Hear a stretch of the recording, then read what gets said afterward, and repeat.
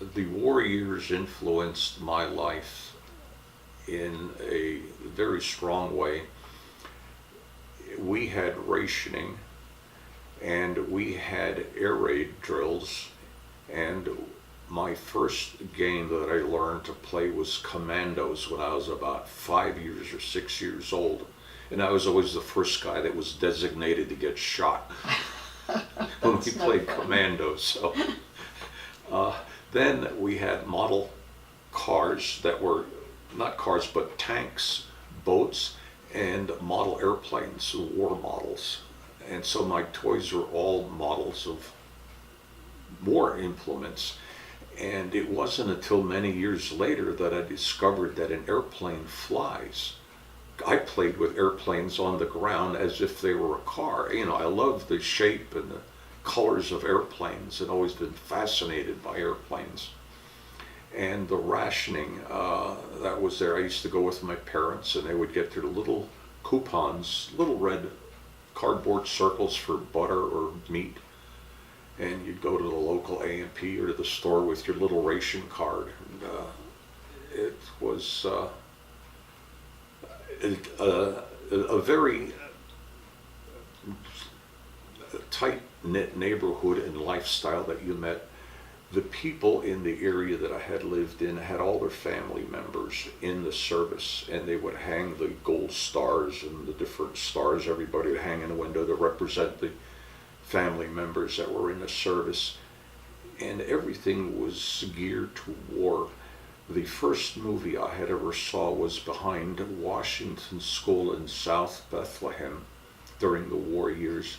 And it was the first I noticed a movie with the stars. Yeah, everybody had to get up and they played the Star Spangled Banner, and you had this patriotic moment.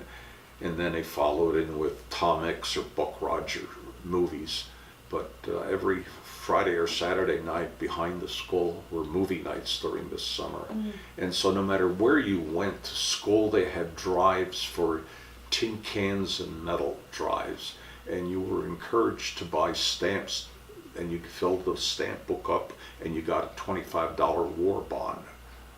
And so between bringing tin cans to school and buying war bonds and seeing the movies, you never got away from the war as a child. And it greatly influenced the reading and the history that I followed after that, because I was at the point in life where all these were first-time new experiences. Mm-hmm. So had I been born a few years earlier or later, the influence of the war years wouldn't have been as great. What do you remember was your feeling about the war? Were you afraid, or you were feeling good about being patriotic, or? No, I was too young to have any fear of a war, even though we had the blackout curtains and the different air raid warning horns that would go off. It was, to me as a young boy, it was playing commandos and with models, and you knew about family members who lost somebody, and if you went to a funeral, that was the sober moment, but fortunately there weren't that many of them. So as far as fear or feeling of the war as a young child, it just wasn't there. It was later that I really got into the war as a young adult. You mentioned people put gold stars in the windows for service members? For members in the service, or is a different color star for the member that was killed in the service. And all the houses you could walk down the street had them displayed in the window. There was a lot of pride in participating in the war.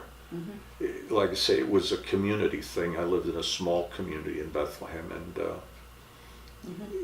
it was something that everybody was deeply interested in, involved in, and their family was there.